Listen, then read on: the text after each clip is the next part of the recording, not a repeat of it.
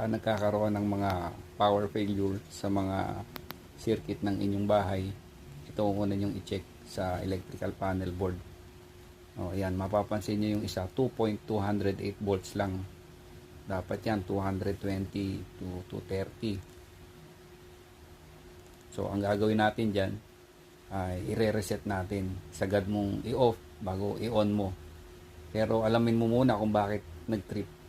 Baka nagkaroon ng mga short circuit. Kagaya nito, oh, nababasa kasi yan every time na umuulan. Nakita natin yung bukilya niya, nag-short circuit dun sa may garahe niya dahil babasa ng tubig.